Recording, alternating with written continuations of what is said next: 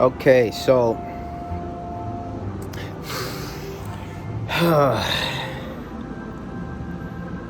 gotta talk my shit, and in particular, I'm referring to a series of events that have been occurring in my life, things that I've noticed with regards to capitalism, which in turn results, capitalism, religion, politics, government, policy, inequality, diversity, equity, inclusion, how all these things tie into depression, anxiety, suicide rates, health and wellness.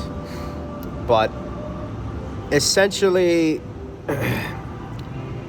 one of the key things, obviously, I think we all need to be grateful and show gratitude for whatever we have. But I think we get to a point where we start putting a price on the things we will and will not do. A dollar value, I should say, not just any price. And that's why I believe strongly that society is moving I think I always see things as optimistic. Right now I think things are pretty bad because there's an imbalance in nature. I'm very naturalistic at my core being. And when things don't work in that realm, I get very angry. And I started really exploring where that anger comes from, where that hatred and that sort of just that negative, sinister outlook on life comes from. Right? So I quit my 12-year career, a lot in part to, I say 12-year career, and then I was about to say 13 years of cocaine abuse, but if I put the two together, that job I worked for 12 years, I wasn't doing cocaine the entire time. And when I say I was doing cocaine, I did it in a fashion where it was very discreet, and I would even say controlled and manageable. So you could say I was a functioning cocaine addict for at least a decade, where I used cocaine almost every day, right? Maybe let's say I get anywhere from 2 to 10 grams a week. And let's say if I got 10 grams in 1 week, that might last me a month, right? But in reality, it might last me less. But either way, I digress, but I say and share these things so there's perspective. My left foot injury, I suffered a pretty severe left foot injury in January in Astoria. And that injury was due largely in part to an altercation in a bar while drinking and socializing with, quote unquote friends or acquaintances. Obviously, these were not true friends. We did not develop a friendly relationship where we were helping each other in any capacity, maybe other than drinking and doing drugs. But an individual who I had never met had threatened me with, and he used the exact words, I think he used the exact words like, "I'm gonna kill you," or he might have even said "murder, death, kill," and I'm not sure. I think that's maybe where I got it from. But I touch on this story because my foot injury stemmed from that point, and I've been in a fight against love. I've been at war with love because I realize people try to show you love, and you don't accept it because you lack a certain level of trust, right? So I don't really trust people. So when someone's trying to help me, I don't see it as help because I see it as them, one, either trying to take advantage of me. But after, I think now I'm probably... There is a local 6 train to Pelham Bay Park, 9 minutes away. I think I'm probably I'm almost exactly 4 months clean and sober, minus alcohol and tobacco. But I have not touched cocaine or any really serious amphetamines or narcotics for about 4 months. I think the end of this month will make it exactly 4 months. But this gentleman, basically he came towards me, and I wasn't afraid at all because I look people in their eyes and I judge their character, their body language, and I perceive that his aggression was due in part to something else that was occurring.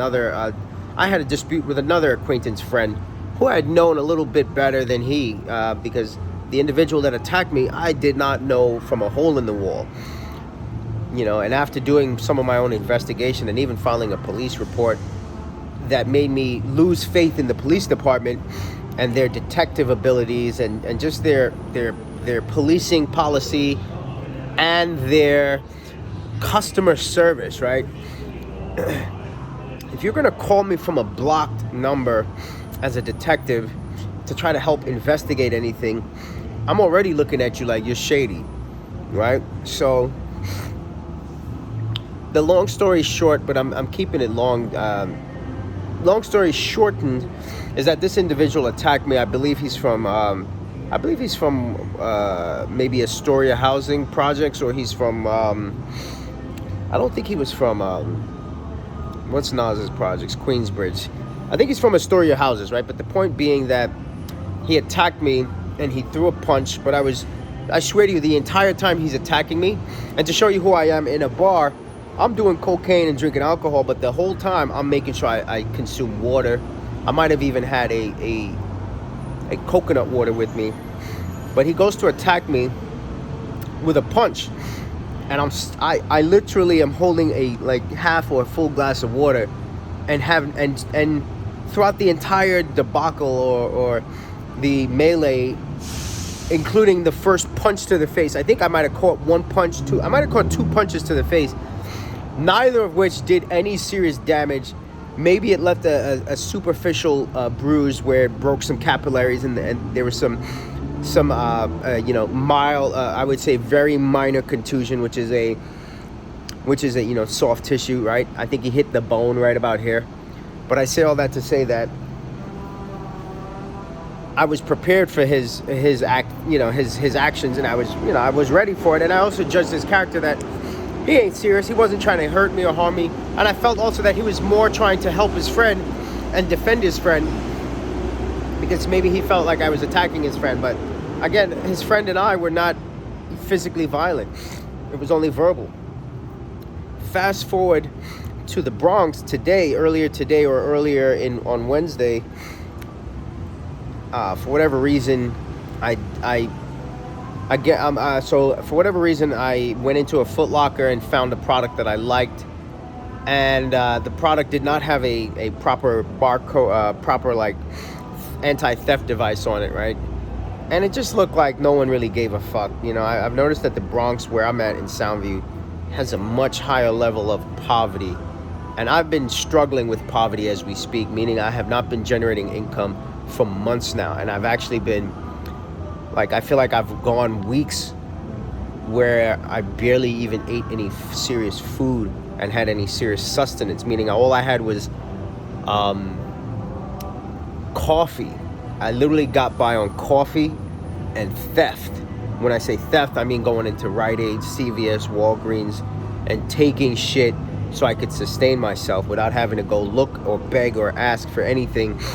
But I say all that to say that I'm in Foot Locker in the Bronx, and I take this jersey, and I'm not the type that believes in running and being fearful. I also have a theory and a principle that I don't take or do shit unless it's necessary. I don't just do shit to do shit, like Rick James said in that Dave Chappelle skit. I don't just do shit to do shit,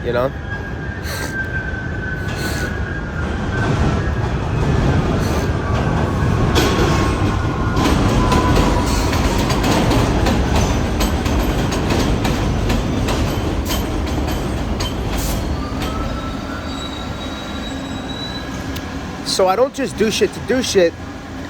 And throughout my entire life, I've found that I've been, people might, if you look at the facts, the facts will say, oh, Adonis is a thief. He steals things. I look at it differently. I look at it as I take things out of necessity for survival.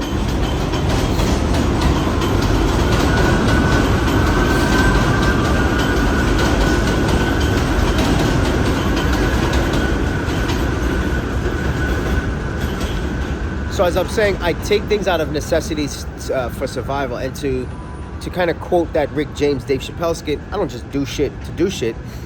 I take things because, one, I either need it or out of some sort of level of frustration. And I honestly, I have to say self-respect, right? So I recall one of the first times I took like a product that might have been valued over $100, maybe $200, was a snowboarding, a winter snowboarding jacket that I took from Burlington Coat Factory on 23rd Street, 22nd and 23rd Street and 6th Avenue. The only reason I took this jacket is because it was a very dope jacket. I loved it. And as I'm at this station, as I'm at this Burlington, number one, the jacket didn't have like a price tag. And no one in the store, after, let's say, 45 minutes, could verify the price. You're talking people going back and forth making calls. So eventually I just walked the fuck out. Self-respect. My time is valuable.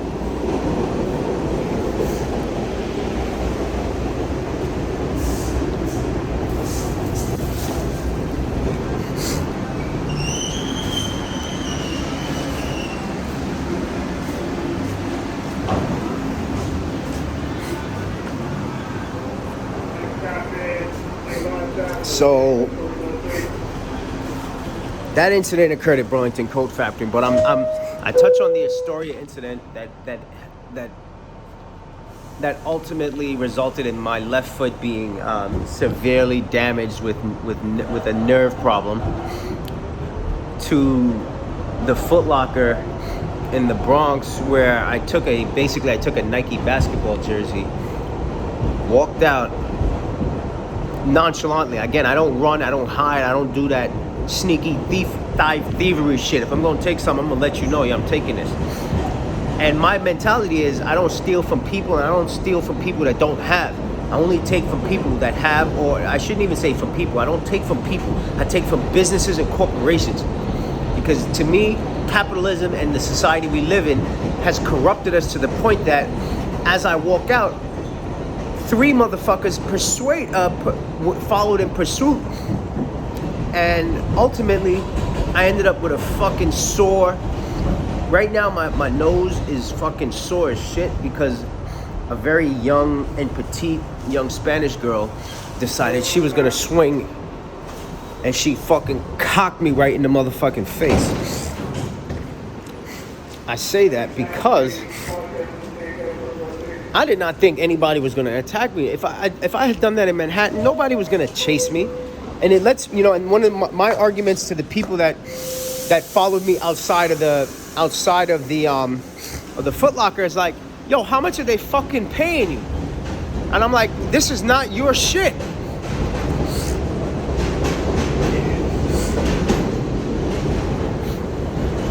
And I'm saying all of this because if we think logically, and if we respect ourselves and have any human decency, we would not put our lives in jeopardy. If I worked at Home Depot on 23rd Street for 3 years. I worked overnight and I worked in the daytime. We watched people walk out with fucking televisions, and we didn't do anything. Security didn't do anything. But it tells me that hip hop and capitalism and the culture of the prison industrial complex system has brainwashed people to think that they are somehow responsible or in charge of the merchandise and products in these stores. You are a fucking minimum wage employee in Foot Locker. Why would you run out of the store to risk your life, to fight someone, to take a small piece of merchandise, and on top of that, you're yanking it and ripping it? Like, it tells me that you have no value nor self-respect. Someone takes something from a fucking store I'm working in and it isn't my store, and I don't own shit there, and I'm getting forget minimum wage. Let's say I'm making $50 an hour. I'm not fighting you over that. You took it? Cool. We got you on camera. We're going to make a police report. So the fact that 3 people pursued lets me know that something is fatally flawed with the system that we're living in, that the society we're living in. And I have to speak up about it, not because my nose is sore. I give Shorty a lot of credit because homie in Astoria hit me 2-3 times and didn't do as much damage that she did in one swing. And I say that because the Bronx is grimy, and it tells me that poverty makes you do things that you won't normally do otherwise. It literally makes you a tool, a motherfucking tool of your oppressor. Your oppressor is paying you shit money. The music you're listening to, they making money off of it. You ain't getting nothing off of it. There's no intrinsic value, but yet you're willing to run out and chase somebody 2 blocks damn near to get something that's valued at $40. Like, what are you doing? Meanwhile, think about it. If 3 employees are not in the store, what does that tell you about the store? It tells you that now the store is vulnerable to even larger theft. So I've already contemplated now, shit, 3 people coming after me? This means I could fucking get away with a lot more. I could have walked out of there with crates of fucking shit just by causing a diversion and a distraction. So I say that to say, be careful of the music you're listening to, the things you absorb, and take it with a grain of salt. You know what I mean? I see a lot of this ratchetry, tomfoolery, Uncle Tom, you know, like just trying to be in with the whatever's cool and popping. Like, fuck all of that. Like, get a fucking life and learn how to live and take care of your people and your family. And fight for what's right. And what's right is not you chasing somebody who stole something. You should be like, you know what? That nigga got something. I salute you. When people stole from Home Depot, I was always like, word up. I ain't saying shit. But for you to run out tells me that you have some sort of ego or attachment to everything in that store. Like it's your livelihood. And it must mean, unless, you know, I feel like maybe the management at Foot Locker has told the employees that they are responsible for merchandise being stolen. Like they have to, you know, like, or at least they have to show face and act. My buddy who served in the military, who fought for this fucking country in Afghanistan, who's still not a United States citizen, told me the atrocities he witnessed in Afghanistan when he fought. And then he came back to New York, and at one point he was working in the fucking craziest hood in Brooklyn, in the Home Depot. What neighborhood is that? That's East New York. Working at a Home Depot in fucking East New York, and told me that the most he would do when somebody stole something is walk out and go, "Hey, we got you, man. Like, just leave it and let it, like, just put it down." You're not gonna grab somebody and attack them and touch that shit. So it tells me that we have to grow up mentally, spiritually, and break out of this matrix that we're in, where we think that everything is worth fighting for. Because what you do at that point is you have devalued your life to $40. You have just said, my life is worth $40. In retrospect, I now realize that when you're amongst, you know, I'm in poverty now. Like, literally, I'm living in poverty. I'm not making a lot of money, and it's one of the key reasons I'm not hosting a ton of events. Key reason. But in retrospect, what I have learned is that I should also not do what I did, because people in poverty don't or cannot see right from wrong, and cannot see the value or the lack thereof in something as insignificant as a $40 basketball jersey. They are willing to die for that, because to them, you stole from them, you disrespected them, you hurt and bruised their ego. They feel like they have to get up on you. So I give Shorty credit, because she fucking squared me right in the face. My $40, you know, Bluetooth headset, one side fell out, so that's money down the drain. I think my bag got ripped in the process. Homeboy was less aggressive, and Homeboy tried to yank and attack me, but I threw him up against a car and pushed him off. It was like, nah, we're not having this. But on top of that, I have now put myself on the radar for anybody in that area that saw me, because then I had some Dominican cat or Spanish cat following me on one of his scooters for like half a block, and I'm looking at him like, what's up? And he couldn't say anything in English, so then it's like, and then I think of that Junior situation where dude got stabbed up, and I'm like, we are so programmed that we're willing to kill, maim, rape, murder each other over the slightest thing, you know? So I've learned my lesson that I'm not gonna fuck around no more, but I did fuck around and I did find out. But what I found out is why I'm sharing, is that just how important it is that we try to liberate each other however, by any means necessary. And I think it starts with the culture, and I think the culture starts with the music. If all our music is popping pills, drinking, and if our music specifies that, yo, we gotta get the bag, the money, the bag, the money, then we have already fucking failed each other. And if you not understanding that, or you can't even reflect on what I'm saying to take it in and go, you know what, this guy might have a point, then it means this message isn't for you. You know, I pray that one day I get to the point, or we get to the point, where our music is not simply a reflection of the culture, but our music is a reflection of the emotion of the culture, right? Because you can beat me, and I can make music about beating you and killing you. Or you could beat me and I can make music about how you hurt me and how sad I feel, and how I'm gonna take the what's the word? You know, what's the phrase where you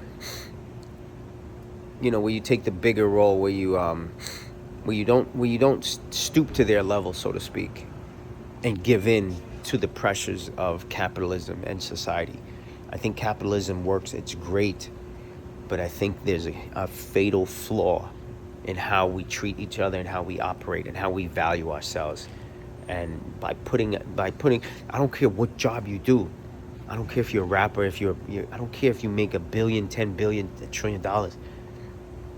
A human life cannot be valued with money, period. I don't care what you say, what you do. Our lives have an intrinsic value and a redeemable value, no matter how far we backslide and fall and slip and get into crime or get into whatever you want to call it. There's always a redeemable quality in each and every one of us. So I'm sharing this real fucking true story so that each and every one that's watching this understands, and maybe takes a second before they get angry and snap and do something outrageous to their fellow brother or their fellow sister, because we're all going through shit. But we're all going through shit because of capitalism, because it's about, how can I get over on you? How can I get the next? And when I take a jersey from Foot Locker, I'm not taking it from you, shorty. I'm not taking it from you, dude. I'm not fucking with the dude on the scooter. But all these people can see, because they probably are living in poverty, is this nigga. If 3 people are chasing me, I look like the bad guy, right? But nobody sees the contracts that Foot Locker has with Nike, or the contracts that Nike has with China, and the slave labor, or the children in China that are making these products. And when I say children, you could be 18, you're still a fucking child, you know? But nobody looks at that big picture. Right now, the world is on the brink of, we are on the brink of World War III, and I don't know if people even realize it. So